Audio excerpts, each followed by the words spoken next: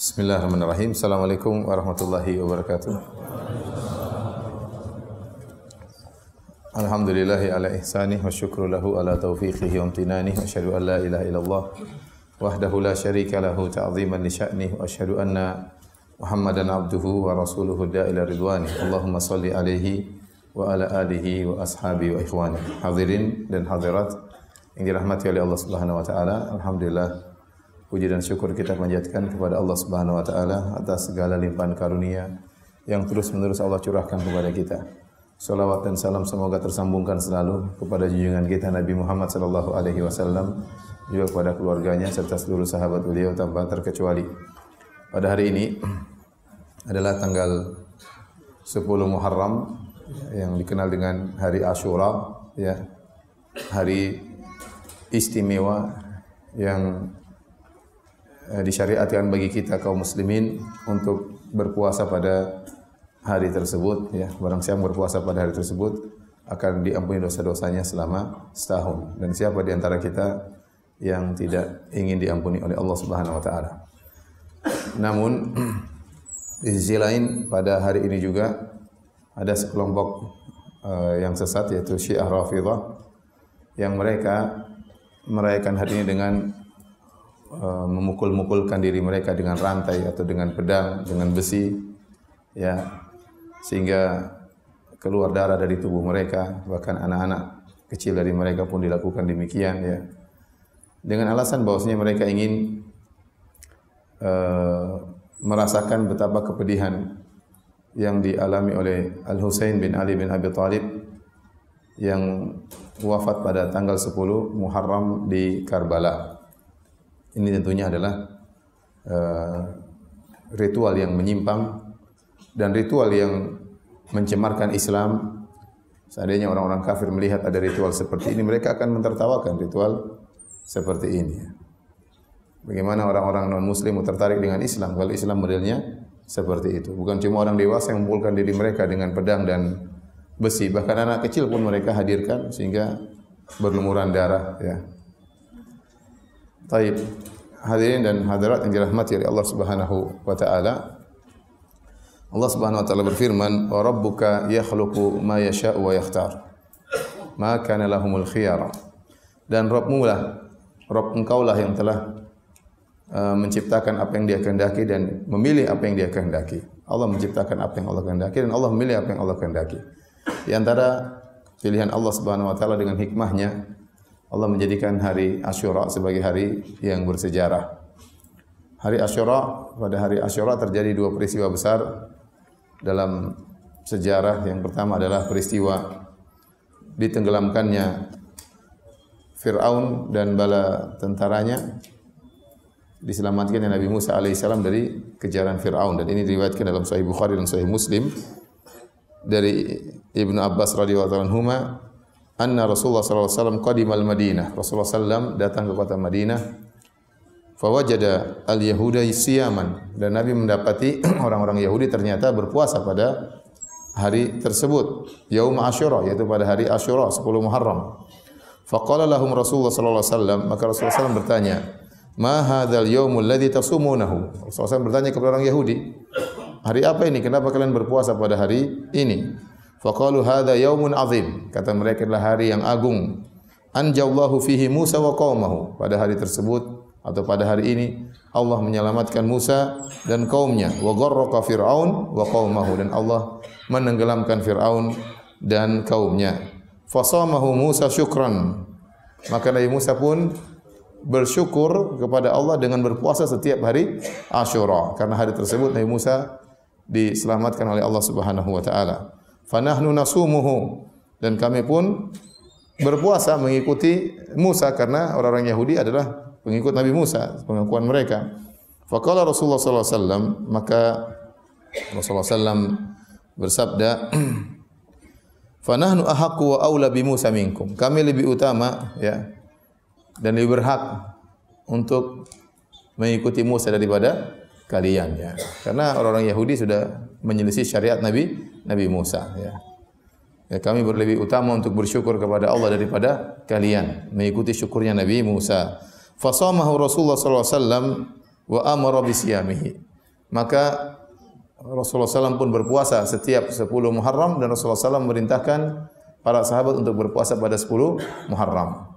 Bahkan sebelum diwajibkannya bulan puasa Ramadan, dulu puasa Muharram hukumnya wajib. Hukumnya wajib. Namun setelah datang puasa bulan Ramadan, maka jadilah puasa Muharram menjadi hukumnya sunnah. Tentunya ini peristiwa besar yang tercatat dalam sejarah ya, dan Allah abadikan juga dalam Al-Quran. Ya, secara singkat bahwasanya Nabi Musa alaihissalam kemudian tatkala dalam kondisi sangat genting, akhirnya Nabi Musa Allah suruh ya asri bi ibadi, kata Allah berangkatlah engkau pergilah dengan hamba-hambaku meninggalkan kota Mesir. Ya. Waktu Nabi Musa alaihissalam dan seluruh pengikutnya pergi meninggalkan kota Mesir, maka akhirnya diketahui oleh Fir'aun. Maka Fir'aun pun mengumpulkan seluruh pasukannya. Ini secara singkatnya demikian. Fir'aun pun mengumpulkan seluruh pasukannya, uzara'nya, menteri-menterinya, junudnya, pasukan-pasukannya, semuanya dalam rangka untuk mengejar Musa dan bala tentaranya. Ya. Dengan jumlah yang sangat banyak dibandingkan dengan jumlah Bani Israel yang sedikit. Akhirnya mereka mengejar Nabi Musa dan kaumnya sampai akhirnya tatkala di pagi hari, maka akhirnya pasukan Fir'aun dan bala tentaranya berhasil menyusul Nabi Musa dan kaumnya. Ya.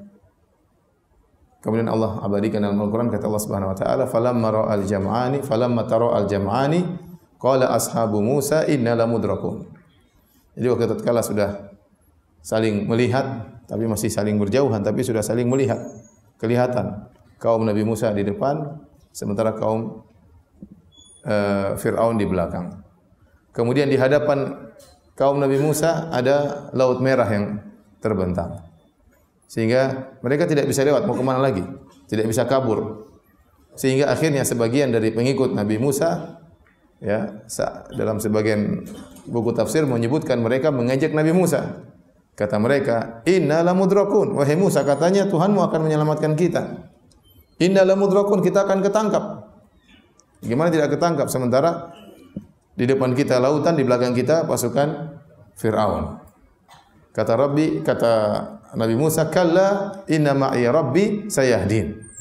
Kata Nabi Musa dengan penuh keyakinan, sekali-sekali tidak. Allah bersamaku, Rabbku bersamaku, dan Dia akan memberi petunjuk, memberi jalan keluar. Ya. Banyak orang-orang beriman tatkala dalam kondisi semakin genting, mereka semakin kuat imannya kepada Allah Subhanahu wa taala, ya. Ya. Sebagaimana dalam Al-Qur'an, walamma ra'al mu'minuna al-ahzaba qalu hadza ma wa'adana Allah wa rasuluhu wa sadaqa Allah wa rasuluhu wa ma zadahum illa imanan wa taslima. Tatkala dalam perang Ahzab, para sahabat ketakutan mendengar berita bahwasanya akan datang 10.000 pasukan akan menyerang kota Madinah. Tatkala mereka melihat pasukan tersebut sudah datang 10.000 orang, apa kata Allah Subhanahu wa taala? Walamma ra'al mu'minuna al-ahzaba, tatkala kaum mukminin sudah melihat 10.000 pasukan menyerang kota Madinah, padahal kaum muslimin cuma 2.000 orang, 5 kali lipat, ya. Qalu hadza ma wa'adana Allah wa rasuluhu. Ini yang telah dijanjikan oleh Allah dan Rasulnya. Wa sadaqallahu wa rasul, dan sungguh benar Allah dan Rasulnya.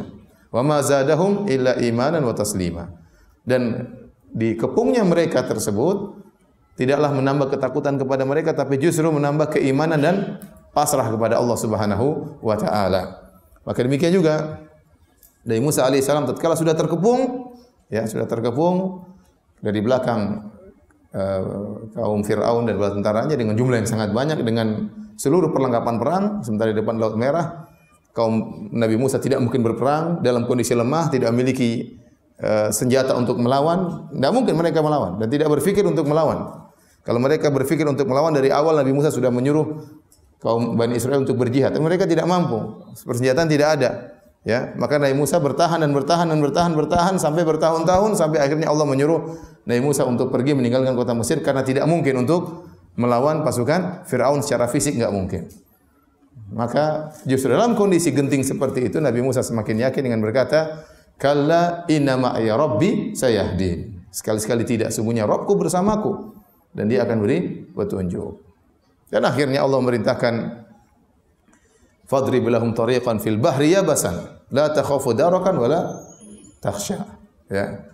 Kata Allah Subhanahu wa taala, wahai Musa, pukulkanlah tongkatmu ke lautan tersebut. Maka lautan tersebut akan terbuka, ya. Dan jalan yang ada di lautan tersebut akan langsung mengering. Kau tidak perlu khawatir akan ketangkap dan tidak usah takut. Maka Nabi Musa dengan iman yang kuat, maka dia pun memukulkan tongkatnya di laut merah tersebut, maka lautan terbuka. Fanfalaqa fakana kullu firqin ka taudil azim. Maka kemudian lautan terbuka dan mengarah ke atas seperti gunung. Jadi ombaknya tidak mengalir tapi mengalir ke atas, mengalir ke atas. Ini pertama.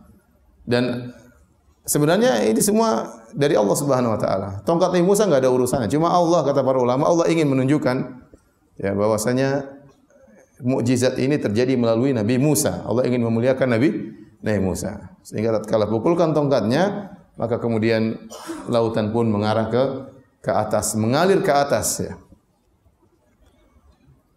Ibnu Katsir rahimahullah dalam tafsirnya menyebutkan bahwasanya Allah bukan cuma buka satu pintu, tapi Allah buka 12 pintu. Jadi 12 apa? 12 pintu. Kenapa 12 pintu? Karena kalau dibuka cuma satu pintu, nanti khawatir apa? Terlambat. Sementara pasukan Fir'aun terus mengejar. Ya. Kalau dibuka 12 pintu, jadi air semua mengalir ke atas, ada 12. Dan kata Ibnu Katsir bahwasanya meskipun air mengalir ke atas, tapi Allah buat lubang-lubang di antara aliran tersebut. Sehingga di antara suku-suku tersebut bisa saling melihat. Karena Bani Israel ada 12 suku. Bani Israel ada 12 suku. Masing-masing suku melewati lorongnya masing-masing. Kemudian Allah menjadikan tanah yabasan, langsung kering. Kalau seandainya tidak kering, mereka akan susah untuk melangkah. Kita tahu kita jalan di pantai susah atau tidak? Susah jalan di pantai, kaki masuk dan berat. Apalagi itu ada orang tua, orang anak sakit, anak kecil. Enggak keburu kalau jalan harus dalam kondisi basah. Maka Allah langsung menjadikan tanah seketika itu pun menjadi kering. Sehingga mereka mudah untuk menapaki lautan. Akhirnya mereka pun jalan. Jalan sampai akhirnya begitu semuanya selamat, baru pasukan Fir'aun baru sampai di tepi pantai yang ini. Kaum muslimin yaitu Musa dan kaumnya sudah keluar semua dari tepi pantai yang lain, ya. Waktu Nabi Musa ingin memukulkan tongkat kembali agar pantai tertutup, maka Allah bilang jangan dulu. Fatrukil bahra rahwan innahum jundun mughraqun, ya. Kata Allah jangan dulu pukulkan apa? Tongkat, biarin lautan terbuka. Mereka akan tenggelam. Waktu lautan masih terbuka, maka pasukan Fir'aun bingung lewat atau tidak. Fir'aun katanya ente Tuhan, lewat dulu. Kata Ibnu Katsir, fatajallada Fir'aun. Maka Fir'aun pun jaga image, ya. Gengsi, sok Tuhan. Padahal dia tahu dia manusia biasa, dia tahu dia bukan Tuhan. Hanya kesombongan saja. Dia tahu dia dulu kecil, tidak bisa apa-apa. Dia tahu dia juga sakit, dia juga lapar. Dia juga haus, dia juga tidur. Dia tahu dia bukan Tuhan. Tapi dia menipu kaumnya, maka dia tajallat, maka dia menyabarkan dirinya, ya, jaga image di depan orang, masa saya mundur, ya. Akhirnya dia maju duluan. Dia maju di tengah-tengah lautan, dia maju dan laut masih terbuka karena memang Allah suruh biarin terbuka. Sampai tengah, maka dia berkata, "Wahai kaumku, lihat laut terbuka untukku." Wah, mereka dibodoh-bodohin lagi. Mereka akhirnya apa? Masuk. Begitu masuk, sudah sampai semua masuk, maka Nabi Musa mukul tongkatnya kembali, maka mereka pun tenggelam. Ya. Disebutkan waktu dalam Al-Quran, waktu Fir'aun akan meninggal, maka dia bersyahadah.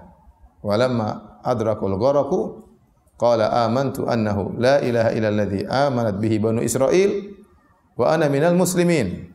Waktu dia akan tenggelam, maka dia langsung bersyahadah.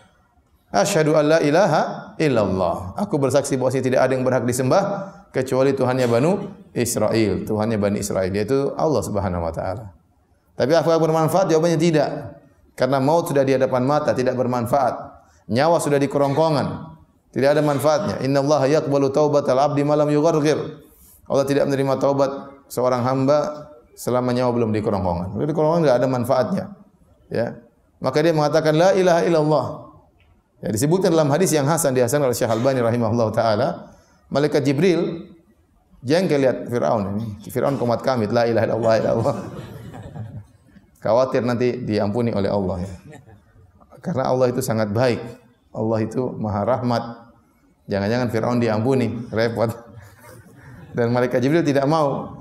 Malaikat Jibril lebih tahu Allah daripada kita. Malaikat Jibril lebih tahu tentang kemaha rahmatan Allah daripada kita.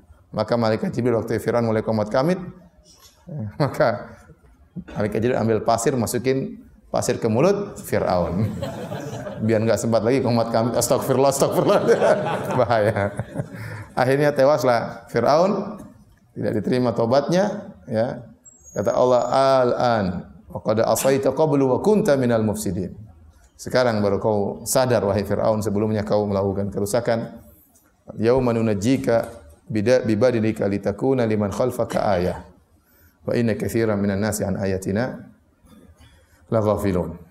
Maka kata Allah Subhanahu wa taala, pada hari ini kami selamatkan jasadmu wahai Firaun agar menjadi pelajaran ya, bagi manusia, karena banyak orang-orang sudah ditampakkan ayat-ayat kami namun mereka tetap aja lalai. Teguran sudah banyak.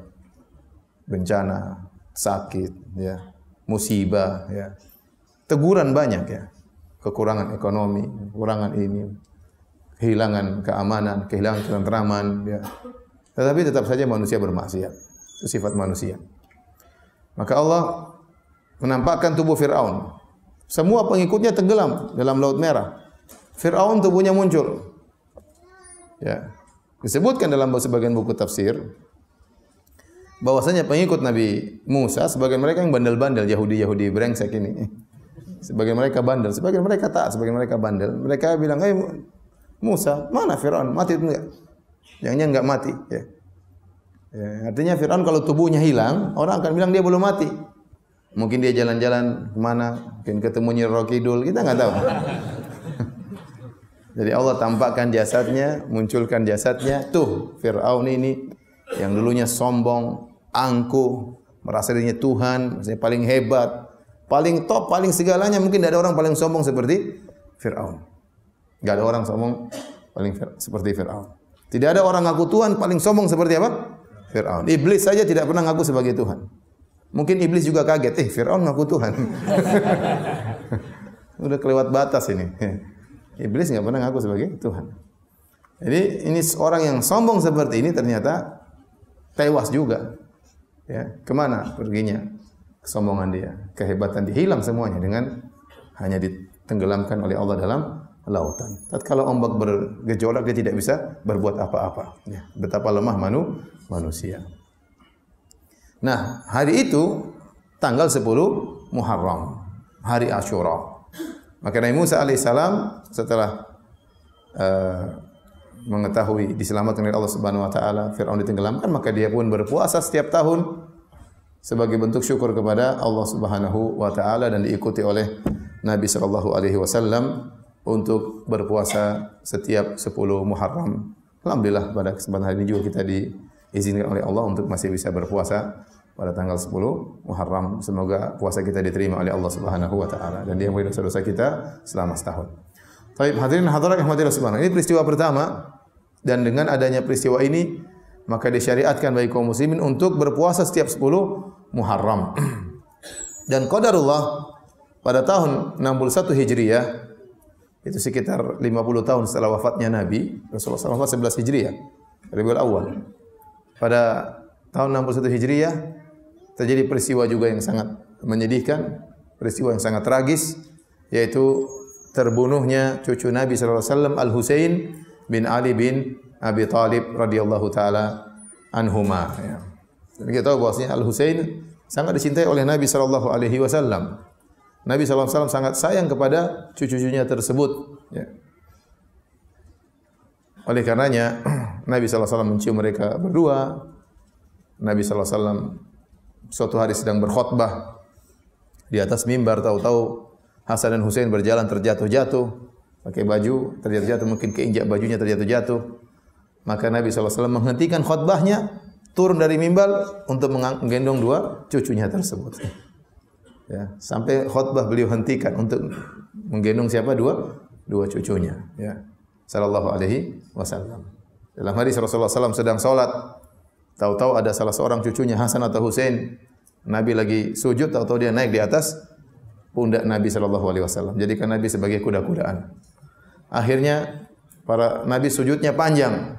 Para sahabat juga ikut sujud panjang. Mereka hari Nabi kok sujudnya lama ini. Ya, ada sahabat yang meriwayatkan hadis, dia ngangkat kepalanya kok lama sekali. Oh, ternyata ada cucu Nabi sedang naik di atas pundak Nabi sallallahu alaihi wasallam, Hasan atau Husain. Setelah salat mereka berkata, "Ya Rasulullah, innaka sajadta ya atolta fi sujudika atau kama qala." Kata mereka, "Ya Rasulullah, innaka sajadta sajdatan atolta fiha." Kau sujud lama sekali ya Rasulullah. Hal hadatha syai'am unzila ilaik. Apakah terjadi sesuatu kenapa kau sujud lama sekali? Atau waktu kau sujud wahyu sedang turun? Jangan diganggu, Nabi lagi sujud wahyu turun ya. Sabar. Apakah terjadi sesuatu atau wahyu sedang turun? Maka Nabi SAW mengatakan, kullu dzalika lam yakun. Semua yang kalian persangka itu bukan. Tidak ada wahyu yang turun. Tidak ada juga kejadian sesuatu. Walakin ibni hadza irtahalani. Fakarihtu an uajjilahu hatta yaqdiya hajatahu. Tetapi cucuku ini sedang naik aku, kata Nabi SAW. Jadikan aku semacam kudanya atau apa namanya, atau ontanya. Dan aku tidak ingin membuat dia segera turun sampai dia puas, kata Nabi SAW. Kebetulan Hasan dan Husain lama mainnya. Jadi para sahabat ikut jadi korban, sujudnya juga lama. Ya. Menunjukkan apa? Nabi sangat cinta kepada dua cucunya ini. Ya. Dan Nabi SAW mengatakan, huma royhanat ayah. Ya. Kata Nabi SAW, kedua ini adalah royhanahku. Royhanah itu maksudnya tumbuhan yang aromanya harum. Kata para ulama, kenapa Nabi menamakan dua cucunya royhanah? Ya, karena kalau Nabi ketemu dengan dua cucunya ini, Nabi bergembira, senang, ingin ketemu dengan mereka. Kalau Nabi sudah ketemu dengan mereka, baru Nabi berseri-seri. Ibarat kita kalau mencium sesuatu yang harum, kita senang mencium sesuatu yang harum. Ya. Jadi Nabi menamakan mereka berdua sebagai royhanah. Itu harum, disukai oleh Nabi SAW. Bagaimana tidak? Nabi SAW tidak punya anak laki-laki.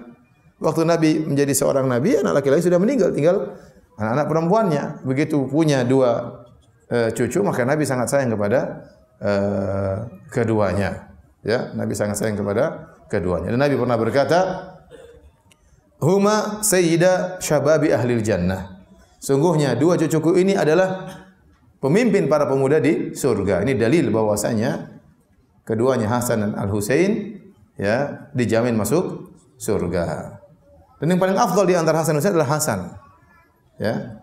Dalam hadis yang lain Nabi memuji Hasan secara spesial. Kata Nabi SAW, inna ibni hadza sayyidun fala'alla Allah yuslihu bihi baina fi'ataini 'azimataini minal mu'minin. Sungguhnya cucuku ini Hasan adalah pemimpin. Adalah pemimpin dan semoga Allah Subhanahu wa taala dengan sebab dia mendamaikan di antara dua pasukan yang besar di antara kaum muslimin yang bersengketa, dan itu terjadi pada tahun sebelum tahun Amul Jamaah. Ya. Tahun persatuan. Hadirin dan hadirat yang dirahmati oleh Allah Subhanahu wa taala. Adapun peristiwa terbunuhnya Al-Husain radhiyallahu taala anhu yang kita semua sedih akan peristiwa tersebut, maka saya akan ceritakan secara singkat tentang terjadinya peristiwa tersebut. Baik. Khalifah yang pertama siapa? Abu Bakar radhiyallahu anhu. Abu Bakar meninggal dunia. Kemudian siapa yang diangkat? Umar. Abu Bakar menunjuk siapa? Umar. Waktu Rasulullah SAW meninggal, terjadi kesepakatan para sahabat untuk mengangkat Abu Bakar. Waktu Abu Bakar akan meninggal, Abu Bakar menunjuk siapa? Umar. Waktu Umar ditikam oleh Abu Lu'lu'al Majusi, dia akan meninggal, maka dia pun kumpulkan 6 orang dan dia keluarkan Sa'id bin Zaid, dan Ibnu Umar juga tidak dimasukkan, itu kerabatnya. Maka dia pilih 6 orang yang tidak ada kerabatnya sama sekali. Disuruh musyawarah, salah satu di antara mereka harus jadi khalifah. Ternyata siapa? Utsman radhiyallahu ta'ala. Waktu Utsman terbunuh oleh orang Khawarij, dikepung dari berbagai macam kabilah. Ya, sekitar ada 2.000 orang dikepung dalam rumahnya, dilarang tidak boleh untuk menjadi imam salat.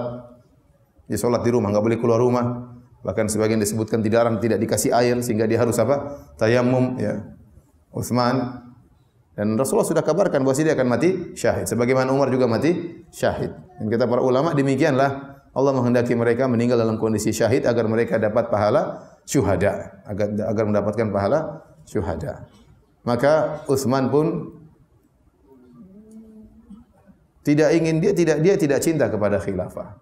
Dia tidak cinta kepada dunia, ya. Dia sangat pemalu, akhlak sangat mulia, sangat berhusnudzon, ya. Sampai-sampai begitu mulianya akhlaknya sampai kata Nabi sallallahu alaihi wasallam, "Ala astahi mimman yastahi minhu al-malaika." Kenapa aku tidak malu kepada orang yang malaikat saja malu kepada dia, yaitu siapa? Utsman. Malaikat makhluk yang mulia sampai malu sama Utsman, menunjukkan Utsman akhlaknya sangat mulia. Oleh karenanya begitu Nabi anaknya meninggal, Ruqayyah meninggal dan itu suaminya, istrinya Utsman, Nabi nikahkan lagi Utsman dengan putrinya yang lain, Ummu Kalsum. Waktu Ummu Kalsum meninggal, Nabi mengatakan, seandainya saya punya putri yang ketiga, saya akan nikahkan lagi dengan siapa? Utsman radhiyallahu taala anhu.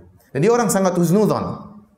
Sampai sebagian masyayikh atau sebagian ulama ada yang berkomentar, Utsman berhusnudzon tidak pada tempatnya karena dia husnudzon kepada orang-orang Khawarij. Saking dia baiknya, ya, dia sampai husnudzon padahal mereka buat makar untuk apa? Untuk bunuh dia. Dan akhirnya dia dikepung sekitar 2.000 orang. Mulai datang para sahabat. Para sahabat itu berpecah-pecah. Ada yang lagi hajian. Itu waktu musim haji. Ada yang lagi hajian. Ada yang lagi tinggal sudah menetap di kota-kota lain. Sehingga yang ada di kota Madinah rata-rata anak-anak sahabat. Ada Hasan, ada Husain, ada Ibnu Umar, ada Ibnu Abbas dan yang lainnya. Anak-anak sahabat. Maka mereka datang. Mereka datang ke Utsman dan mereka siap berperang. Kata dia, Utsman, kita siap mati untuk membela engkau. Para sahabat Utsman enggak. Yang menganggap aku masih pemimpinnya, yang masih lahu sam'un wa ta'ah, masih taat kepadaku, buang senjatanya. Jangan. Dilarang. Jadi mereka ingin membela Utsman, Utsman larang. Utsman enggak mau. Utsman enggak mau. Dan dia tahu pasti dia akan mati syahid. Dia tidak mau. Sudah enggak usah. Ya, tapi dia juga tidak mau menyerahkan kepemimpinan dia kepada mereka. Karena kalau dia serahkan kepemimpinan kepada mereka akan timbul sunnah, ditegur oleh sahabat yang lain. Saya lupa Ibnu Abbas atau yang lainnya. Wahai Utsman, jangan kau serahkan kepemimpinanmu. Kalau kau serahkan ini akan menjadi sunnah yang berlanjut. Kebiasaan. Setiap ada orang tidak suka terhadap pemimpin yang baru akan dibunuh kemudian diambil, akan dibunuh dan direbut. Dan ini berbahaya. Maka Utsman tetap mempertahankan, dia tidak mau menyerahkan. Bukan dia karena cinta kepada kepemimpinan, tidak. Dia tahu dia bakalan mati dan dia mungkin mau serahkan, gampang bagi dia, tapi dia khawatir ini menjadi sesuatu sunnah. Sampai ditegur oleh sahabat, apakah kau akan melepaskan kepimpinan yang Allah telah mengamanahkan kepada engkau? Sehingga kalau kau lepaskan akan menjadi sunnah yang berjalan. Setiap ada orang tidak suka dengan pemimpinnya akan dibunuh dan direbut, dan ini akan berbahaya bagi kaum muslimin. Akan terjadi banyak pertumpahan darah. Akhirnya Utsman tidak mau ini bertahan. Ya, akhirnya mereka masuk dalam rumahnya dan dia baca Quran. Ya, dan dia dibunuh dalam kondisi lagi baca Quran. Ya, dan darahnya jatuh di mushaf yang sedang dia baca sehingga dia pun mati dalam kondisi mati syahid. Taib. Setelah itu Utsman radhiyallahu anhu meninggal dunia, maka para sahabat membaiat siapa? Ali bin Abi Thalib radhiyallahu taala anhu. Nah, terjadi penuntutan dari kubu Muawiyah yang ada di negeri Syam. Mereka belum mau membaiat Ali, bukan mereka tidak mengakui Ali sebagai pemimpin, tidak. Tapi mereka tidak mau membaiat Ali, mereka tunda. Kata mereka, tunggu dulu. Kami adalah wali-wali Utsman. Kami dari kabilah Utsman. Maka kami berhak menuntut para pembunuh Utsman. Tangkap mereka dulu, baru kami akan membaiat engkau, wahai Ali bin Abi Thalib. Tapi kondisinya waktu itu sangat sulit. Ali bin Abi Thalib radhiyallahu anhu ingin stabilitas keamanan berjalan dulu. Ya. Karena kalau Ali bin Abi Thalib memulai kekhilafahannya dengan menangkapi orang-orang bunuh Utsman, susah. Karena yang bunuh Utsman dari berbagai macam kabilah, susah. Harus nangkap ini bisa jadi keributan kedua, bisa jadi pemberontakan yang kedua. Maka Ali bin Abi Thalib tidak bisa menjalankan tuntutan kubu Muawiyah yang ingin agar pembunuh Utsman tertangkap terlebih dahulu. Akhirnya terjadi fitnah, tetapi para ulama mengatakan kebenaran lebih berada pada pihak Ali bin Abi Thalib daripada pihak Muawiyah. Karena Ali bin Abi Thalib memandang kemaslahatan, Ya, bukannya dia takut, tidak, tapi dia melihat kondisi belum stabil. Nanti kalau kondisi stabil baru kemudian dia muhakamah, baru kemudian ditangkapi satu persatu, ya. Ya. Sampai akhirnya Ali bin Abi Thalib kemudian meninggal dunia, dibunuh oleh Abdurrahman bin Muljim tatkala pergi salat subuh atau pulang salat subuh, ditikam di kepalanya, kemudian meninggal dunia, dibunuh oleh seorang Khawarij. Dan itu juga kata para ulama, Allah menghendaki agar Ali bin Abi Thalib mati syahid. Setelah Ali bin Abi Thalib meninggal dunia, maka orang-orang mengangkat Al-Hasan bin Ali bin Abi Thalib untuk menjadi khalifah. Dan perseteruan masih terjadi antara kubu Hasan, Al-Hasan dengan siapa? Muawiyah. Oleh karena tatkala dua pasukan sudah berkumpul, Al-Hasan bin Ali bin Abi Thalib, seorang cucu Nabi yang sangat mulia, dan dia tidak cinta dengan dunia. Dia tidak rakus dengan kepemimpinan, hanya orang menunjuk dia, diangkat dia menjadi seorang pemimpin. Maka dia pun mengalah dan dia menyerahkan tampuk kepemimpinan kepada Muawiyah. Yang itu pada tahun 41 Hijriyah, yang dikenal dengan Amul Jamaah, yaitu tahun persatuan. Setelah dia memegang kepemimpinan selama 6 bulan. Dan Nabi SAW pernah bersabda, khilafatun nubuwah 30 sanah. Thumma yu'tillahu mulkahu may yasha. Kata Nabi SAW, khilafah kenabian itu 30 tahun. Artinya direkomendasi oleh Allah Subhanahu wa taala. Setelah itu Allah memberikan kekuasaannya kepada yang Allah kehendaki. Dan kekhilafahan nubuwah berakhir dengan Al-Hasan yang menyerahkan tampuk kepemimpinan kepada Muawiyah. Jadi Abu Bakar menjadi khalifah selama 2 tahun 3 bulan. Umar bin Khattab menjadi khalifah selama 10 tahun 2 bulan. Ya. Kemudian siapa? Utsman bin Affan, ya, 20 tahun 4 bulan, ya. Kemudian Ali bin Abi Thalib 4 tahun 9 bulan, ya. Utsman 12 tahun 4 bulan. Kemudian Ali bin Abi Thalib 4 tahun 9 bulan. Ini berarti baru 29 tahun 6 bulan. 6 bulannya siapa tadi? Al-Hasan. Maka sempurnalah kekhilafahan sampai Hasan terakhir 30 tahun. Yang kata Nabi, khilafatun nubuwah 30 sanah. Khilafah nubuwah 30 tahun. Dan Hasan akhirnya pimpinan dipegang oleh Muawiyah radhiyallahu taala anhu, dan betapa banyak, ya, prestasi yang dilakukan oleh Muawiyah setelah itu dengan kekurangan dan kelebihnya, tapi kelebihnya sungguh banyak. Dan dia adalah seorang sahabat, pernah menjadi sekretaris Nabi sallallahu alaihi wasallam, dan dia adalah ipar Nabi sallallahu alaihi wasallam karena saudarinya Ramlah binti Abi Sufyan adalah istri Nabi sallallahu alaihi wasallam, ya. Dan Muawiyah terlalu banyak keutamaannya, dan ini dibahas dalam buku tersendiri. Para hadirin yang dirahmati Allah Subhanahu wa taala, Hasan meninggal diracun. Setelah itu dia jadi rakyat biasa, ya. Kemudian dia meninggal pada tahun 49 Hijriah. Dia menyerahkan kepemimpinan kepada Muawiyah pada tahun berapa? 41, dan meninggal pada tahun 49. Peristiwa Al-Hasan bin Ali bin Abi Thalib yang menyerahkan kepemimpinan kepada Muawiyah ini dibingungkan oleh orang Syiah. Orang Syiah pada bingung menghadapi peristiwa ini. Kenapa bingung? Karena ada dua kontradiktif yang sulit mereka untuk kompromikan. Yang pertama, mereka meyakini bahwasanya Muawiyah kafir. Mereka meyakini Muawiyah kafir, bahkan mereka menjadikan permusuhan kepada Muawiyah ini sebagai iman yang sangat tinggi. Ya. Yang kedua, mereka meyakini seluruh imam mereka yang 12 itu enggak mungkin salah, semuanya maksum, enggak mungkin salah. Di antara imam 12 tersebut, imam pertama adalah Ali bin Abi Thalib, imam kedua adalah Hasan, imam ketiga baru Al-Husain, imam keempat baru Ali Zainal Abidin, sampai imam ke-12 yang sekarang sembunyi di Sirdab, tidak keluar-keluar, sudah 1200 tahun sembunyi. Ya. Nanti katanya keluar belakangan, ya. Saya khawatir yang keluar nanti Dajjal itu, bukan imam mereka. Ya. Jadi kata mereka 12 imam ini semuanya maksum, tidak mungkin salah. Termasuk yang tidak mungkin salah siapa? Al-Hasan. Ya, timbul pertanyaan, Al-Hasan imam mereka, imam kedua, tidak mungkin salah. Sementara Muawiyah apa? kafir menurut mereka. Paham? Ini kita bicara akidah mereka. Menurut mereka Muawiyah kafir, menurut mereka Hasan tidak mungkin apa? Salah. Nah, ternyata Hasan menyerahkan kepemimpinan kepada Muawiyah. Mereka bingung, ini gimana ini? Masa Hasan yang tidak mungkin salah menyerahkan kepemimpinan kepada orang kafir? Mereka bingung ini menghadapi kontradiksi ini. Yang benar kita mengatakan Muawiyah sahabat tidak kafir dan Hasan mungkin saja salah, dan dia benar tatkala itu karena sudah direkomendasi oleh Nabi. Kata Nabi, "Inna ibni hadza sayyidun, fala Allah yuslihu bihi baina fi'atain 'azimatain minal muslimin."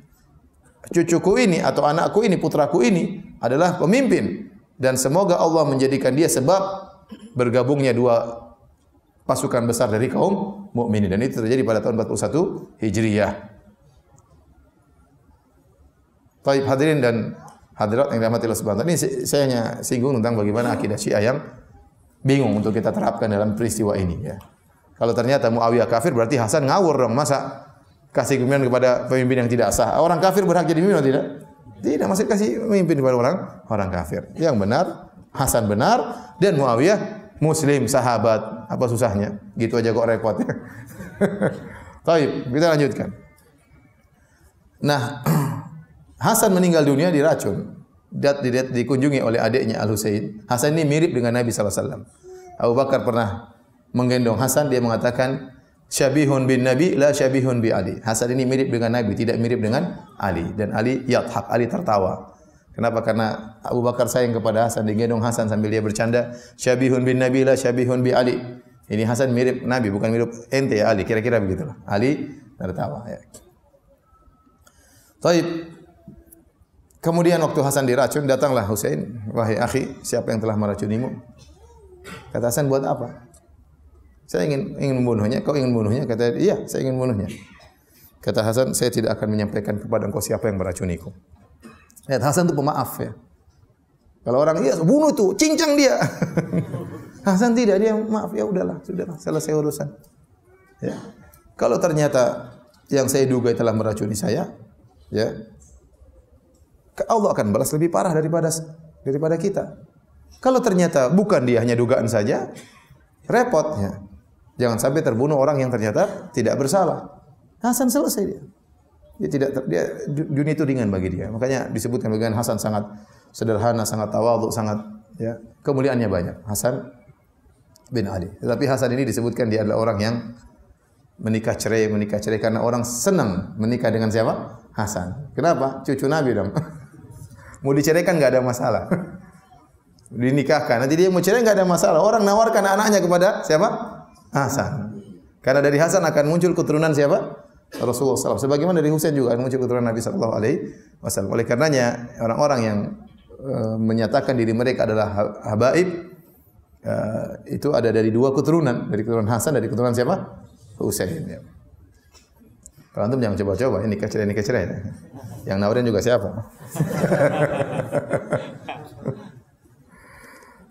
Baik.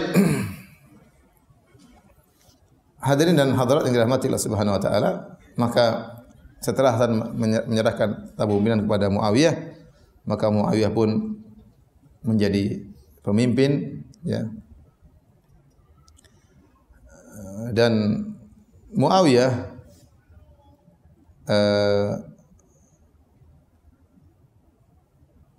semasa hidupnya pada tahun 56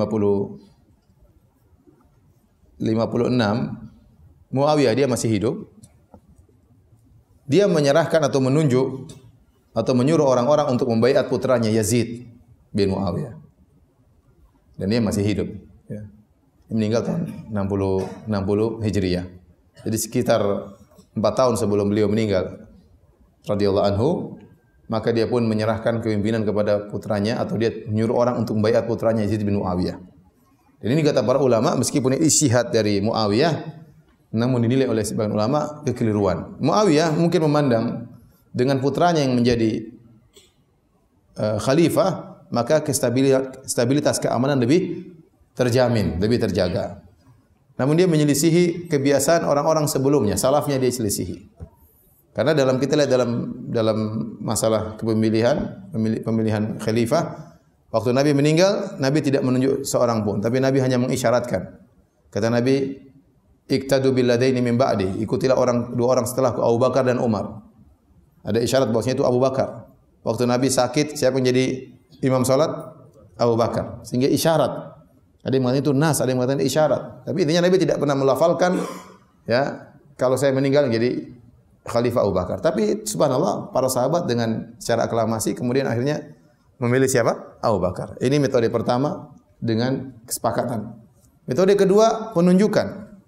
Abu Bakar menunjuk siapa? Umar. Dan Umar adalah orang yang paling mulia tatkala itu, orang yang paling saleh, paling bertakwa. Semua orang tahu tidak ada yang paling bertakwa kecuali Umar di zaman tersebut. Abu Bakar menunjuk dan tidak ada hubungan keluarga antara Abu Bakar dengan Umar sama sekali. Waktu Umar meninggal dunia, Umar memilih 6 orang. Ini juga orang mulia, termulia di zaman tersebut. Tetapi Umar tidak memasukkan seorang pun dari kerabatnya. Tidak ada seorang pun dari kerabatnya. Maka 6 orang tersebut. Ya. Maka kata para ulama, seharusnya Muawiyah mengikuti salah satu dari 3 langkah ini. Tapi ternyata dia menyelisihi orang-orang sebelumnya. Dia menunjuk seorang yang merupakan apa? Kerabatnya. Bukan cuma kerabatnya, bahkan putranya sendiri. Dan putranya saya masih muda waktu itu. Yazid waktu menjadi khalifah umur masih 34 tahun. Sementara ada sahabat-sahabat yang lebih mulia, Ibnu Umar, ada Ibnu Abbas, ada Abdullah bin Amr bin As, ada Abdullah bin Zubair, ada sahabat-sahabat mulia. Yang mereka dikenal orang-orang alim, dikenal orang bertakwa. Tapi tadi para ulama sebenarnya mengatakan Muawiyah berjihad, dia memandang ini yang terbaik bagi umat Islam tatkala itu, maka dia milih Yazid, ya, bin Muawiyah. Ya, saya mungkin isyaratkan bahwasanya Muawiyah radhiyallahu anhu, ya, banyak keutamaannya dalam hadis-hadis, ya. Tapi panjang lebar, maka intinya jangan sampai kita kemudian mencela Muawiyah karena Muawiyah banyak keutamaannya. Dan kita tahu bahwasanya para sahabat. Baik, kita lanjutkan para hadirin dan hadirat yang rahmatillah subhanahu wa taala. Jadi para ulama memandang bahwasanya waktu Yazid diangkat menjadi khalifah, maka itu sah, secara sah dia sah, tetapi yang lebih utama harusnya selain beliau, selain Yazid bin Muawiyah. Ini ijtihad Muawiyah. Ada hal-hal yang dilihat oleh Muawiyah mungkin tidak kita ketahui, namun kata para ulama di antaranya dia ingin menjaga stabilitas keamanan di mana orang-orang semua sudah tentram dengan masa keemasan Muawiyah, karena di zaman Muawiyah banyak sekali ekspansi Islam, semakin sebar di mana-mana sampai terjadi peperangan sana sini, sehingga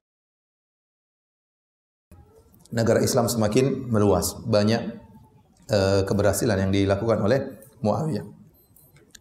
Waktu Yazid bin Muawiyah diangkat menjadi khalifah dan dia di negeri Syam, ya, Al-Hasan bin Ali dan Abdullah bin Zubair di Madinah, dan mereka tidak mau atau belum membaiat Yazid. Tatkala mereka diminta secara khusus untuk membaiat Yazid, kalau Muawiyah mereka baiat, ya. Tapi Yazid waktu diminta untuk dibaiat, maka diminta kepada Abdullah bin Zubair. Abdullah bin Zubair berkata, aku pikir dulu malam ini. Aku akan kabarkan pendapatku nanti. Faqalu na'am, kata mereka, ya sudah, kita tunggu. Tatkala malam hari, ternyata dia pergi meninggalkan kota Madinah menuju Mekah. Dia tidak membaiat siapa? Yazid. Dia pergi ke Mekah. Mungkin dia mandang mungkin tidak pantas atau dia memang tidak berhak. Intinya ini pendapat Abdullah bin Zubair. Kemudian mereka datang kepada Al-Husain bin Ali. Diminta juga untuk baiat. Al-Husain masih hidup, ya, di kota Madinah. Kata Al-Husain, inilah ubayyu sirran. Aku tidak mau membaiat secara sembunyi-sembunyi. Tetapi saya ingin membaiat di hadapan banyak orang. Bikin kondisi orang-orang banyak baru saya baiat.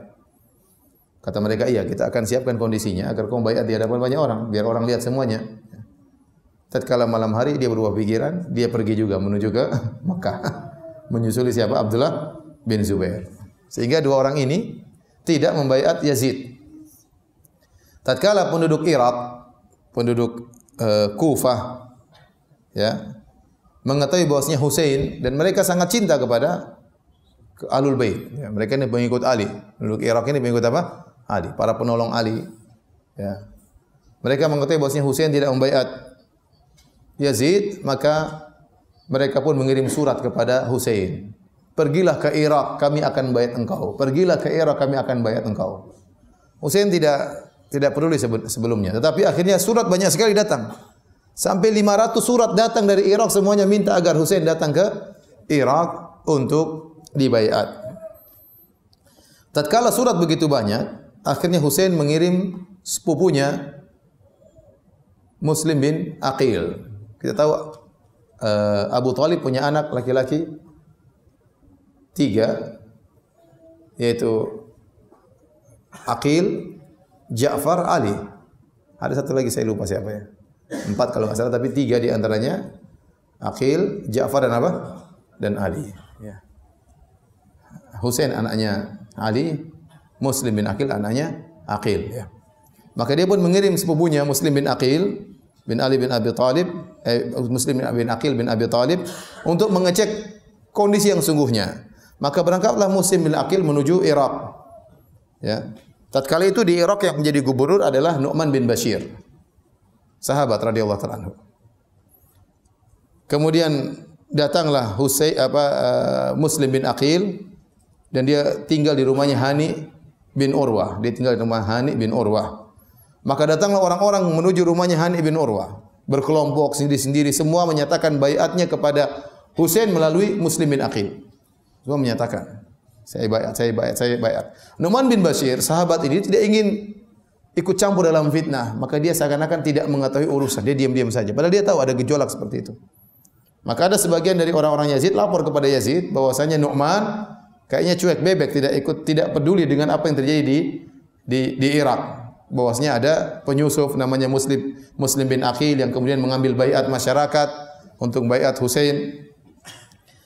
Akhirnya dikirimlah pengganti dari Nu'man bin Bashir, ya, yaitu Ubaidillah bin Ziyad sebagai gubernur kota Kufah, Al-Kufah. Yang sebelumnya dia juga adalah gubernur kota Al-Basrah, sehingga dia akhirnya menjadi gubernur 2 kota, Al-Kufah dan Al-Basrah. Yang menjadi amir di situ. Kemudian Nu'man bin Bashir digantikan. Akhirnya Ubaidillah bin Ziyad datang ke Al-Kufah malam-malam. Waktu dia datang, mutalathiman, dia menutup wajahnya. Setiap dia melewati orang-orang, ya, maka dia pun beri salam kepada orang-orang. Assalamualaikum. Maka masyarakat semuanya menjawab, Waalaikumsalam ya ibna binti Rasulillah. Keselamatan bagi engkau, Waalaikumsalam wahai cucunya Rasulullah. Mereka menyangka yang datang ini Husain. Setiap dia menyalami orang, dia sengaja pakai tutup wajah, semua orang menjawab, selamat datang, Waalaikumsalam wahai cucu Rasulullah sallallahu alaihi wasallam, wahai putrinya Fatimah, wahai putranya Fatimah. Sehingga tatkala semua orang menjawab salam dengan jawaban seperti itu, maka Ubaidillah bin Ziyad sadar bahwa sini perkara sudah bahaya. Sampai semua orang sudah siap untuk membaiat siapa? Husain bin Ali bin Abi Thalib. Akhirnya dia pun mengatur rencana, maka dia mengirim seorang bernama Ma'qil untuk mengecek siapa yang mengatur ini semua. Ternyata yang mengatur siapa? Muslim bin Aqil, sepupunya Husain. Maka orang ini menyamar seakan-akan dia seorang datang dari Hims, ya, dari negeri Syam, kemudian membawa 3.000 dinar untuk membantu Al-Husain. Maka kemudian dia bertanya, siapa saya mau menyerahkan bantuan ini, siapa, di mana bagaimana saya bisa bantu Husain? Artinya ditunjukkan, kalau kau ingin bantu Husain, pergilah ke Muslim bin Aqil. Muslim bin Aqil di mana? Dia di rumahnya Hani bin Urwah. Akhirnya dia datang, kemudian dia kasih duit. Setiap hari dia datang. Orang tidak curiga, padahal ini adalah mata-matanya siapa? Ubaidillah bin Ziyad. Sampai akhirnya satkala Muslim bin Aqil sudah memandang perkaranya sudah aman, ya, maka Muslim bin Aqil kirim surat kepada Al-Husain. Wahai Husain, datanglah. Semua orang ingin baiat engkau di Irak, di Kufah. Datanglah. Ya, maka Husain pun keluar di hari Tarwiyah, tanggal 8 Dzulhijjah. Berangkat dengan seluruh keluarganya. Di situ ada 18 Ahlul Bait atau 19 Ahlul Bait dari kalangan laki-laki. Kemudian dengan 72 pasukan berkuda. Dia bawa istrinya, bawa anak-anaknya. Maka dia pun berangkat meninggalkan kota Mekah menuju ke Irak agar dibaiat oleh orang-orang di Irak. Akhirnya gara-gara mata-mata ini, Ma'qil ini, akhirnya ketahuanlah, ya, Hani bin Urwah dipanggil, ditangkap oleh Ubaidillah bin Ziyad. karena semua rencana dilaksanakan di rumahnya Hani bin Urwah. Kemudian dipanggillah Hani bin Urwah, ditanya, "Mana Muslim bin Aqil?" Kata Hani, "La adri, saya tidak tahu." Tatkala dia memang saya tidak tahu, maka didatangkanlah mata-mata tersebut. "Kau kenal orang ini enggak?" Akhirnya dia sadar bahwa selama ini mereka ditipu. Orang yang pura bawa bantuan 3.000 dinar ini ternyata anak buahnya siapa? Ubaidillah bin Ziyad. Akhirnya ditanya, "Di mana Muslim bin Aqil?"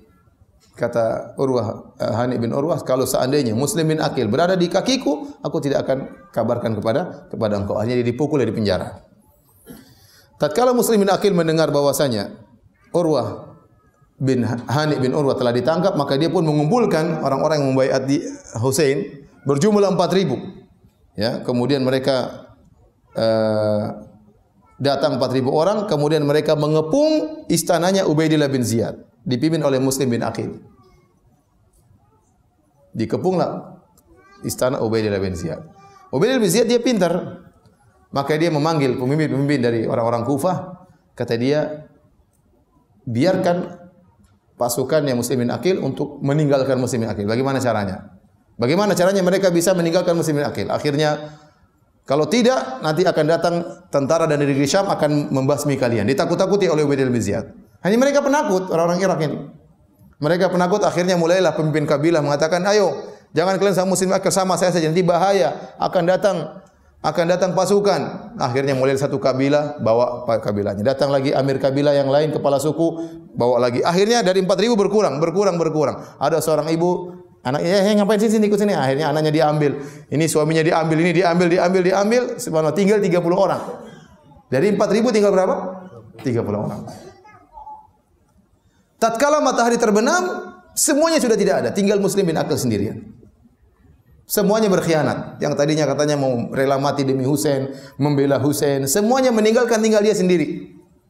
Semuanya berkhianat, takut. Dunia yang mereka pikirkan.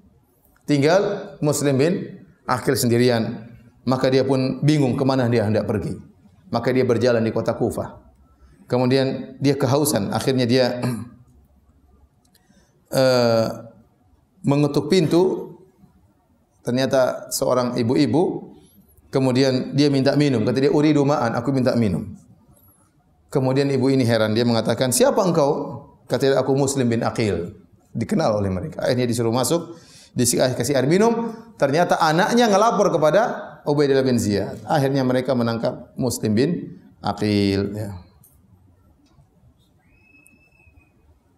Dikirim 70 orang ngepung rumah tersebut. Akhirnya Muslim bin Aqil pun ditangkap.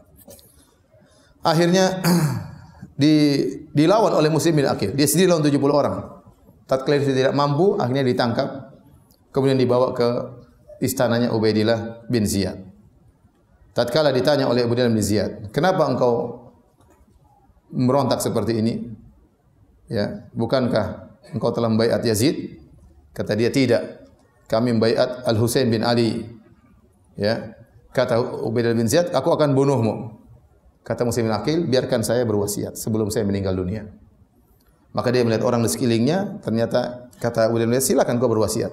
Dia melihat orang sekelilingnya, dia ketemu dengan orang namanya Umar bin Sa'ad bin Abi Waqqas. Kata dia, "Wahai Umar bin Sa'ad, engkau adalah orang yang paling dekat denganku secara kekerabatan. Kemarilah, aku akan beri wasiat kepadamu." Kemudian dia pun pergi ke samping rumah. Kemudian dia mengatakan, "Wahai Umar, kirimlah surat kepada Husain. Suruh pulang, jangan sampai ke Irak." Ya. Sungguhnya penduduk kota Kufah, penduduk Irak telah menipunya. Dia menulis suatu kalimat yang masyhur, dia tulis, "Irji' bi ahlika wa la yaghurrannaka ahlul Kufah." Pulanglah, bawa keluargamu kembali ke kota Mekah dan jangan kau terpedaya dengan penduduk kota Kufah. Fa inna ahlal Kufah qad kadzabuk wa kadzabuni. Sungguhnya penduduk kota Kufah telah menipumu dan telah menipuku. Wa laisa likadzibin ra'yun. Dan tidak ada pendapat harus kita dengar dari orang pendusta. Akhirnya dia terbunuh. Dia terbunuh tanggal 9 Zulhijjah, hari Arafah. Husain sudah keluar tanggal berapa? 8. Satu hari setelah dia keluar dari kota Mekah, Muslim bin Aqil pun dibunuh. Tatkala Husain keluar meninggalkan kota Mekah, dinasihati oleh para sahabat. Para sahabat tidak ingin Husain keluar menuju ke Irak. Yang menasihati di antaranya adalah Abdullah bin Umar, Ibnu Umar, Ibnu Abbas, Abdullah bin Amr bin Al-As, Abu Sa'id Al-Khudri, Ibnu Zubair, kemudian saudara sebapak Muhammad bin Hanafiyah. Jadi Ali punya menikah dengan istri yang lain, punya namanya Muhammad ibn Hanafiyah. Ya. Semuanya menasihati, jangan. Ibnu Abbas berkata, tatkala melihat Husain akan pergi meninggalkan kota Mekah menuju Irak, kata dia, "Laula an yuzriya bi wa bika nasu la shabbathtu yadi fi ra'sika falam atruka tadhhab." Kalau seandainya kita tidak direndahkan oleh orang-orang tidak merendahkan aku dan merendahkan engkau, aku akan memegangkan tanganku di kepalamu dan aku tidak akan biarkan kau pergi. Jangan kau pergi. Sudah dinasihati, tapi tetap saja Husain berangkat. Ibnu Umar juga waktu mendengar Husain sudah keluar, dia kejar. Padahal Husain sudah berjalan dengan jarak perjalanan 3 hari. Dikejar oleh Ibnu Umar, disusulin, ditegur, ditanya, "Aina turid? Kemana kau hendak pergi wahai Husain?" Kata Husain, "Al-Iraq, saya ingin pergi ke Irak." Ya, kemudian Husain mengeluarkan tulisan risalah-risalah, surat-surat yang datang dari Irak ingin membaiat Husain. Kata Al-Husain, "Hadhihi kutubum wa bai'atuhum." Lihatlah ini wahai Ibnu Umar, inilah surat-surat mereka dan mereka telah membaiat aku. Mereka telah memperdaya Husain. Maka Ibnu berkata, "La ta'tihim." Kata Ibnu Umar, "Jangan kau pergi kepada mereka." Fa abal Husain ila an yadhhab. Akhirnya tetap saja Husain hendak pergi. Ibnu Umar ingatkan lagi, "Inni muhadditsuka haditsan." Wahai Husain, saya akan menyampaikan kepada engkau satu hadis. "Inna Jibril atan Nabiy sallallahu alaihi wasallam fa khayyaru bainad dunya wal akhirah." Sungguhnya Jibril telah datang kepada Muhammad sallallahu alaihi wasallam, kepada kakekmu. Dan Jibril telah memberi pilihan kepada Muhammad, dunia atau akhirat. Fakhtarul akhirah, dan kakekmu Rasulullah sallallahu alaihi wasallam memilih akhirat. Walam yuridid dunya. Dan Nabi sallallahu alaihi wasallam tidak ingin dunia. Wa innaka bid'atun minhu, dan engkau adalah salah satu darah dagingnya Rasulullah sallallahu alaihi wasallam. Wallahi la yaliha ahadun minkum abadan. Jangan ada seorang pun dari keturunan Nabi yang memegang kepemimpinan. Enggak usah pikir dunia, pikir akhirat. Wa ma sarafallahu ankum ila lilladhi huwa khairun lakum. Apa yang Allah palingkan engkau untuk meninggalkannya menuju sesuatu yang lain, itu yang lebih baik. Enggak usah pilih khilafah. Itu dunia. Fa aban yarji, dan tetap saja Husain bersikeras untuk berangkat ke Irak. Fa tanakahu Abdullah bin Umar. Maka Ibnu Umar pun memeluk Husain. Kemudian dia menangis. Kemudian dia berkata, "Astaudiukallah min qatil." Aku menitipkan engkau kepada Allah, wahai orang yang akan terbunuh. Dia sudah curiga ini bakalan meninggal dunia. Demikian juga Ibnu Zubair, Abdullah bin Zubair menegur juga Husain, "Aina tadhhab? Kemana kau hendak pergi?" Kata Ibnu Zubair, "Tadhhabu ila qaumin qatalu abak wa ta'anu akhak." Kau ingin pergi kepada suatu kaum yang telah membunuh bapakmu, ya, karena Ali bin Abi Thalib juga dibunuh oleh mereka, pengkhianat, dan telah meracuni saudaramu Husain Hasan. La tadhhab, jangan kau pergi. Tetapi Husain tetap bersikeras. Abu Sa'id Al-Khudri juga menegur. Ini sahabat yang masih hidup, yang sahabat-sahabat junior semua menegur Husain. Ya. Kemudian kata Abu Sa'id Al-Khudri, "Ya Abu Abdullah, inni laka nasihun wa inni alaikum musyfiq." Wahai Abu Abdullah Al-Husain, cucu Nabi, sungguhnya aku menasihati engkau dan aku kasihan sama engkau, khawatir kepadamu. Qad balagani annaka qad katabakum qaumun min syi'atikum bil Kufah yad'unaka ila al-khuruj ilaihim fala takhruj ilaihim. Aku sampai kabar kepadaku bahwasanya penolong-penolong kalian di Irak menulis surat kepadamu dan minta agar kau pergi menuju mereka. Jangan pergi kepada mereka. Fa inni sami'tu abaka yaqul fil Kufah. Sungguhnya aku pernah mendengar bapakmu Ali bin Abi Thalib pernah berkata tentang penduduk Kufah. Apa kata Ali? Wallahi laqad malaltuhum wa abghadtuhum wa maluni wa abghaduni ma yakunu minhu wa fa'un qat. Wa man faza bihim faza bisahmil akhyab. Wallahi ma lahum niyyatun wala azmun ala amrin wala sabrun ala saifin. Ali pernah berkata tentang penduduk Kufah. Ya, demi Allah, sungguh aku telah bosan dengan mereka dan mereka juga aku telah benci dengan mereka. Mereka pun telah bosan denganku dan mereka pun telah benci kepadaku. Tidak ada di antara mereka yang wafa, yang menunaikan janji. Siapa yang mendapati mereka maka dia telah mendapatkan saham yang sangat buruk, yang merugikan. Sungguh mereka tidak punya niat, tidak punya kesabaran, ya, tidak punya ketegasan dalam jihad, dalam urusan peperangan. Ali, ya, begitu menilai penduduk Kufah. Abu Sa'id Al-Khudri menasihati, akan tetapi Husain tetap saja ingin berangkat. Kemudian juga ditegur oleh seorang namanya Farosdak, seorang penyair. Maka kemudian datang, ya, bertemu dengan tatkala Husain keluar, dia tengah jalan bertemu dengan Farosdak. Farosdak dari Irak. Maka Husain bertanya, "Min aina?" Qala min al-Iraq. Kata Farosdak, saya dari Irak. "Kaifa halu ahli al-Iraq?" Maka Husain bertanya, bagaimana kondisi penduduk Irak? Kata Farosdak, "Qulubuhum ma'ak wa suyufuhum ma'a Bani Umayyah." Wahai Husain, hati mereka mencintaimu, tapi pedang mereka akan membunuhmu. Tetapi Husain tetap saja berangkat. Akhirnya Husain tatkala tiba di suatu tempat namanya Al-Qadisiyah, tiba-tiba datang risalah bahwasanya Muslim bin Aqil telah meninggal dunia, disuruh kembali. Waktu itu Husain ingin pulang. Sudah percuma. Sudah tidak ada orang di sana. Semua sudah berkhianat. Yang katanya membayar dia semuanya berkhianat. 4.000 orang semuanya pergi. Sepupunya sudah meninggal dunia. Waktu dia ingin pulang, ya, ternyata anak-anaknya Muslim bin Aqil, kerabat-kerabatnya tidak mau pulang.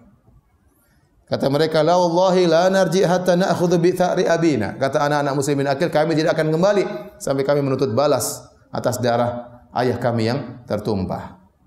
Maka akhirnya Husain mengalah dengan mereka, karena akhirnya Husain pun tetap berjalan menuju ke negeri Irak. Abdullah bin Ziyad mengirim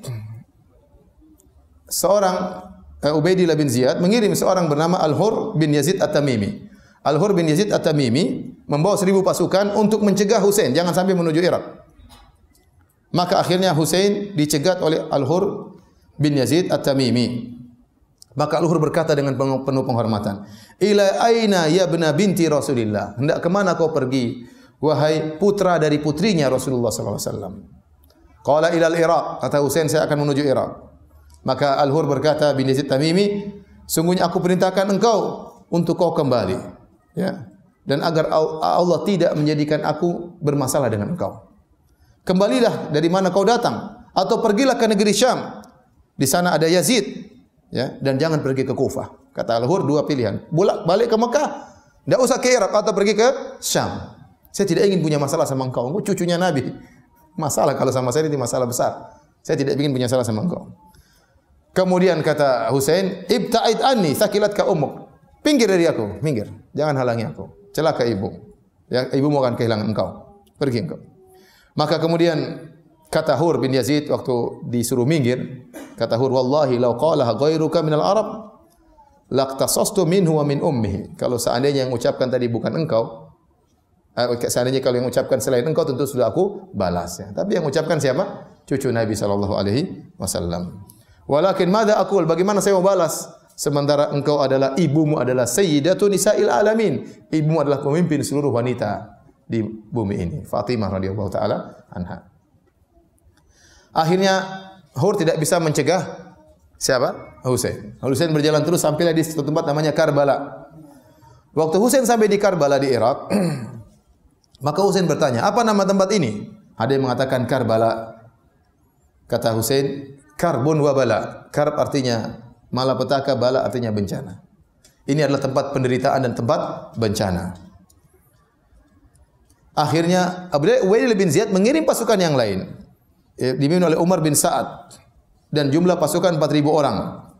Kemudian dia pun menyampaikan kepada Al-Husain agar, ya, pergi bersama dia menuju Ubaidillah bin Ziyad.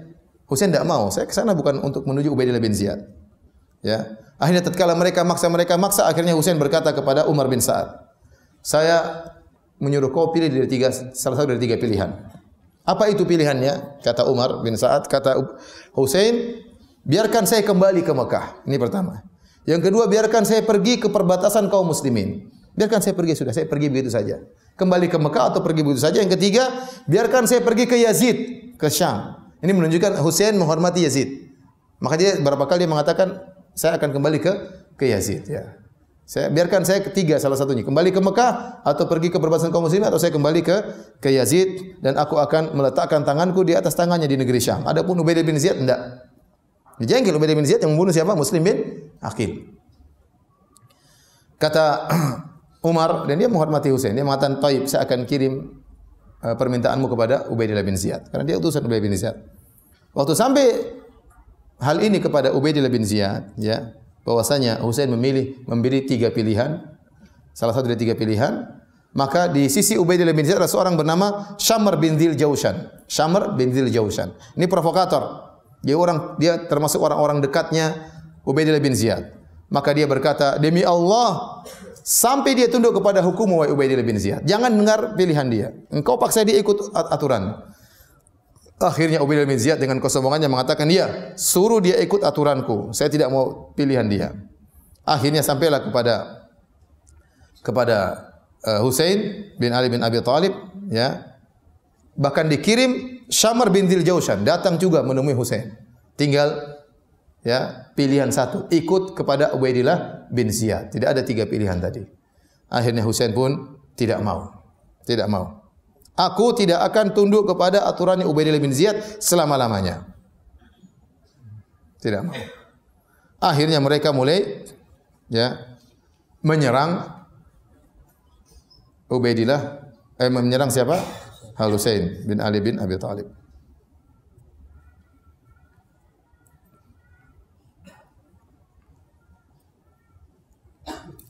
Waktu itu pasukannya Husain cuma 72 pasukan berkuda. Adapun pasukan Kufah 4.000 sama 1.000 jadi berapa? 5.000. Tatkala 2 pasukan sudah bertemu dan tidak imbang, 70 lawan 5.000. Ngapain juga ini ngirim sampai 5.000 orang? Lawan 70 orang pasukan sedikit. Itu kan kesombongan Ubaidillah bin Ziyad. Ngirim 5.000 lawan 70. Buat apa lawan 70 orang? Butuh 5.000 pasukan. Ya. Kemudian Husain berkata kepada pasukannya Ubaidillah bin Ziyad, "Raji'u anfusakum hasibuha." Kalian periksa lagi diri kalian, hisablah diri kalian. Hal yasluhu lakum qitalu mithli? Apakah pantas kalian bunuh orang sepertiku? Ana ibnu binti nabiyukum, aku ini adalah cucu nabi kalian. Wa laysa ala wajhil ardi ibnu binti nabiyyin ghairi. Tidak ada cucu nabi di atas muka bumi kecuali saya sekarang. Hasan sudah meninggal dunia. Waqad qala Rasulullah sallallahu alaihi wasallam li wa li akhi. Dia ingatkan hadis. Bukankah Nabi pernah bersabda tentang aku dan tentang saudaraku Hasan? Hadzani sayyida syababi ahlil jannah. Sungguhnya 2 cucuku inilah pemimpin pemuda di surga. Mulailah mereka diingatkan oleh Husain.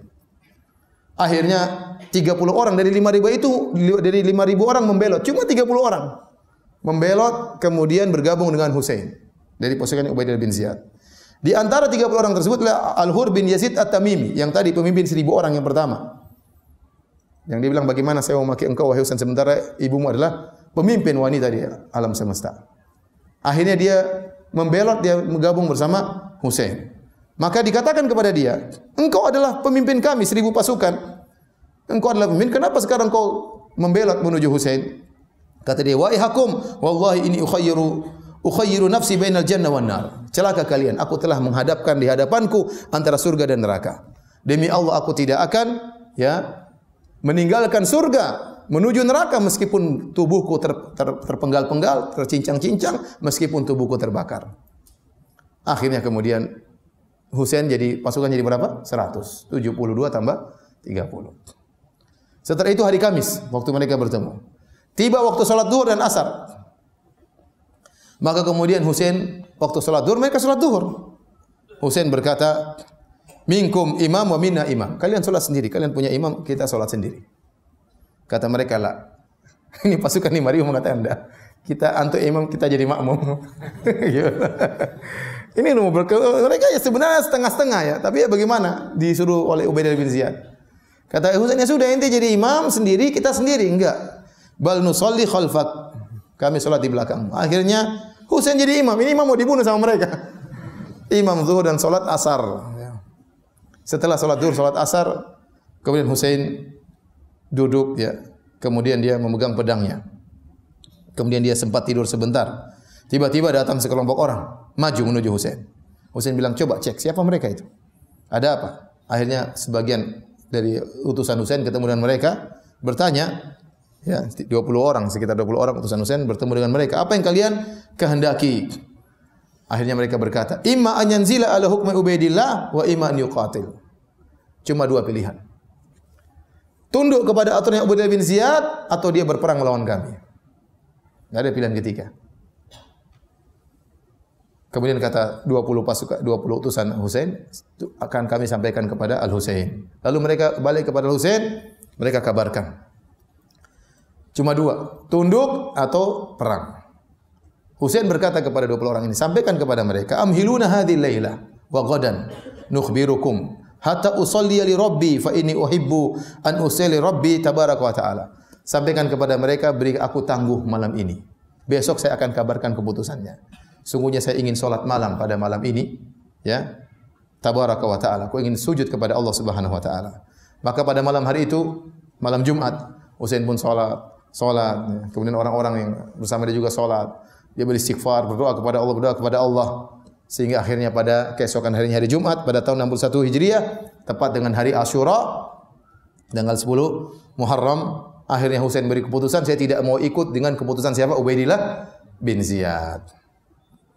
Akhirnya, ya, terjadilah peperangan. Karena tidak seimbang, 100 lawan 5.000, ya sudah, apa yang mereka inginkan? Ingin mati di hadapan Husain, membela cucu Nabi sallallahu alaihi wasallam. Waktu di perang, maka satu persatu meninggal di hadapan Husain, meninggal. Semuanya ingin meninggal di hadapan Husain. Ingin membela cucu Nabi sallallahu alaihi wasallam. Sehingga semuanya sudah meninggal, tinggal Husain sendiri. Dan tidak ada yang berani menyerang Husain. Ini cucu Nabi, membunuh bagaimana? Mereka takut. Husain sendirian. Dalam waktu yang panjang di siang hari bolong, tidak ada yang berani menyerang dia. Ya.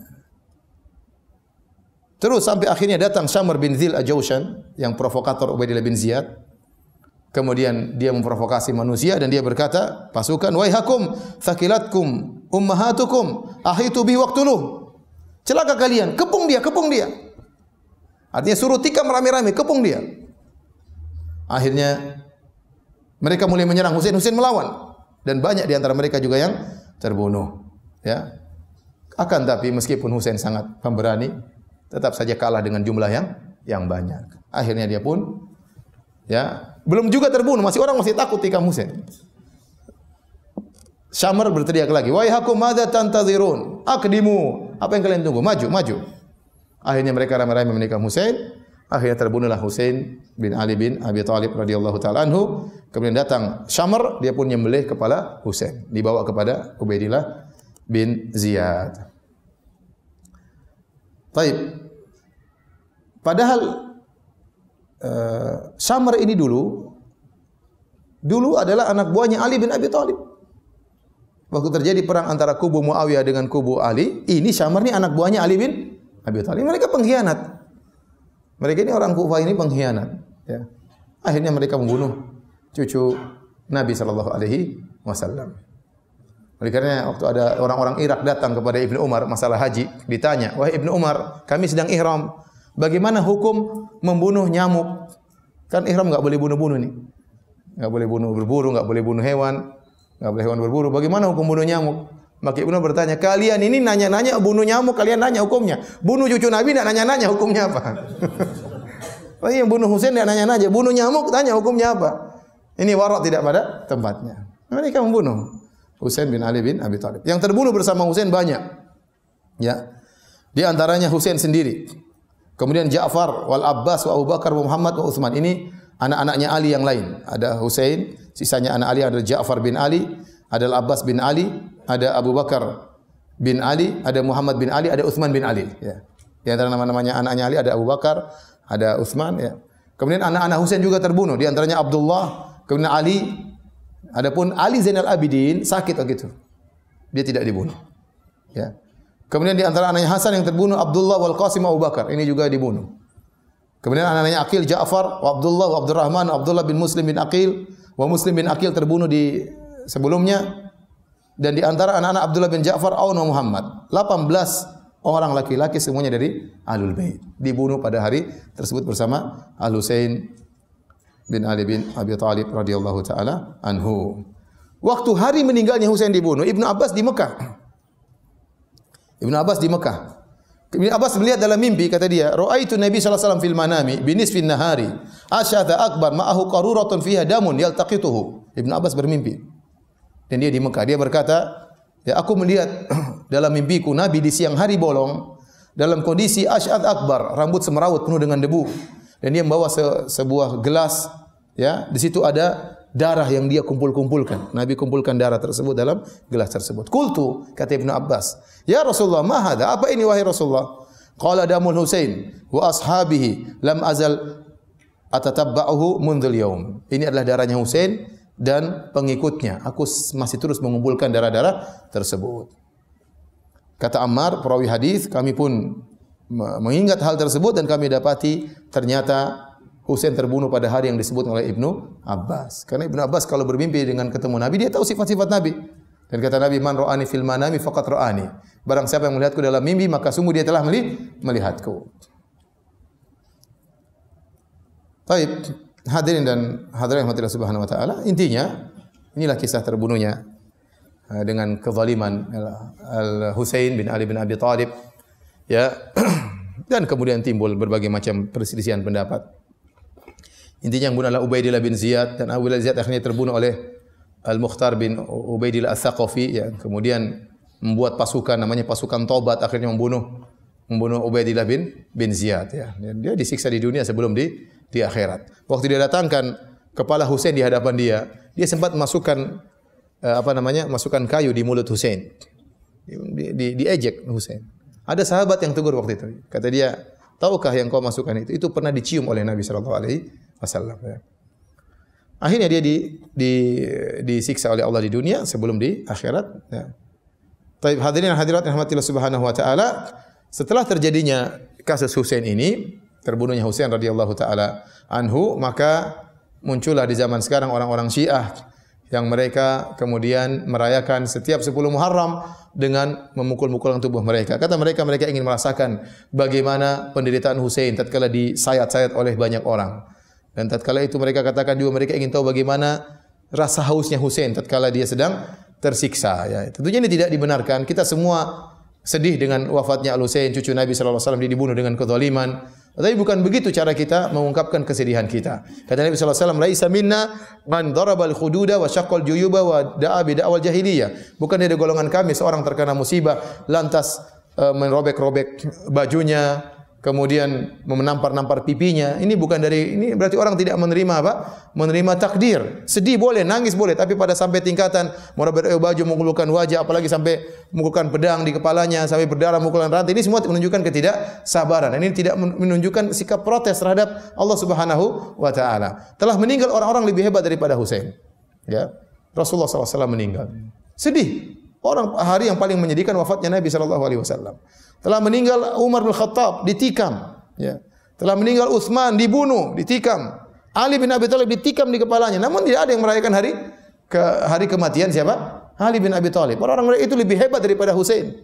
Hasan kakaknya Ali lebih hebat daripada Husain. Itu pun tidak ada orang merayakan, ya, kematian Hasan. Adapun kata mereka, kami ingin merasakan bagaimana pedihnya Husain waktu disayat oleh pedang. Ya, kita bilang sudah kalau gitu pas rayakan pula hari kematian Hasan. Makan racun sedikit biar tahu bagaimana orang kalau diracuni, ya. Ya benar seperti itu, ya. Bukankah Hasan meninggal diracun? Ya, kalau ente ingin merayakan, mana lebih mulia Hasan atau Husain? Lebih mulia Hasan. Ya, kalau orang ingin merayakan kematian Hasan, ya udah makan racun sedikit-sedikit, ya. Biar tahu bagaimana orang diracuni. Ini semua tidak benar. Dan gara-gara kejadian ini juga mereka akhirnya menjadikan Karbala sebagai tanah suci yang paling mulia. Kenapa? Karena Husain meninggal di kota Karbala. Sehingga mereka mengatakan barang siapa yang menjenguk, menziarahi kuburan Husain sama dengan 20 haji atau 20 umrah. Ngawur, ya. Terus mereka mengatakan Karbala tanah haram. Tanah haram lebih luas daripada tanah haram Mekah. Kata mereka kalau bukan karena Karbala, Mekah enggak ada nilainya. Mekah itu bernilai gara-gara apa? Karbala. Ngawur mereka itu, ya.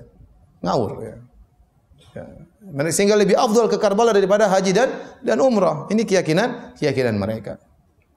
Ya, ini adalah tidak benar, ya. Tidak benar. Bagaimana Karbala kemudian, ya, diagungkan gara-gara Husain meninggal di situ, ya. Husain saja waktu datang ke tanah Karbala, apa yang dia ucapkan? Karbun wa bala. Dia enggak suka. Ini penderitaan, seakan-akan ada terjadi sesuatu. Penderitaan dan bencana. Dia bilang demikian, karbun wa bala. Dia tidak suka dengan kondisi akan ada firasat sekarang ini ada tempatnya kebinasaan, tempatnya bencana, ya. Bukan malah diagungkan. Ya, kita tahu tanah haram di Islam cuma berapa? Cuma dua, Mekah dan Madinah. Bahkan Masjidil Aqsa juga bukan tanah haram. Oleh karena orang yang mengatakan bahwasanya Masjidil Aqsa Tsalitsul Haramain, tanah haram yang ketiga, itu pernyataan yang salah. Tanah haram cuma dua, Mekah dan Madinah. Meskipun di Masjidil Aqsa ibadah juga salat dilipat gandakan, tapi dia bukan tanah haram. Ini ada orang bikin tanah haram yang ketiga, itu di Karbala ya. Seharusnya ya tanah tersebut tidak jadi tanah haram.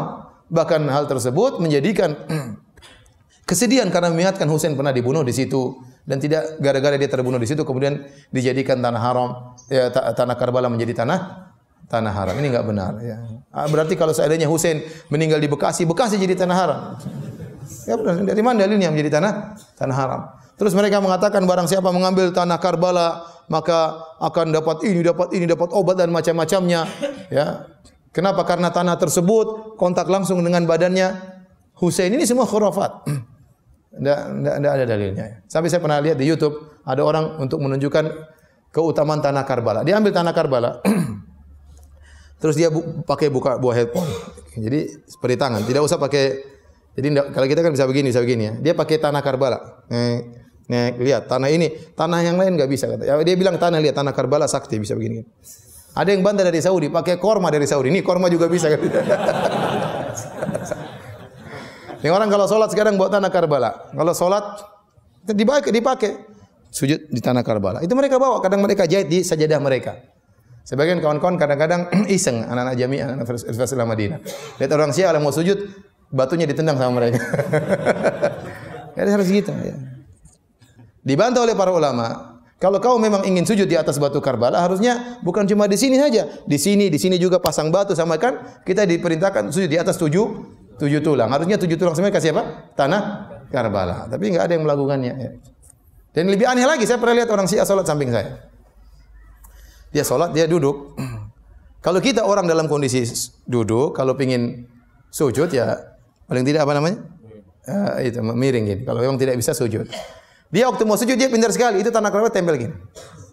Subhana rabbiyal a'la, subhana rabbiyal. Ada jadi itu kan enggak tanah Karbala yang disuruh sujud ke jidatnya.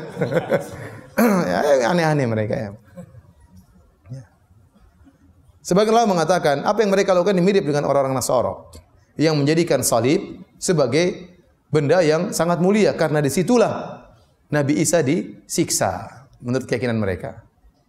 Sama, tanah Karbala jadi mulia gara-gara di situ Husain disiksa. Harusnya Anda kalau melihat salib Anda benci. Ya.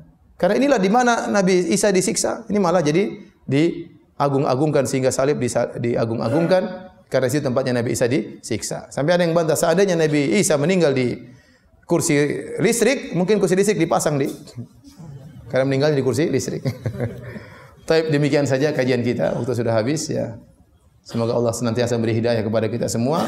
Semoga puasa kita diterima oleh Allah Subhanahu wa taala. Subhanakallahumma bihamdik asyhadu an la ilaha illa anta astaghfiruka wa atubu ilaik. Assalamualaikum warahmatullahi wabarakatuh.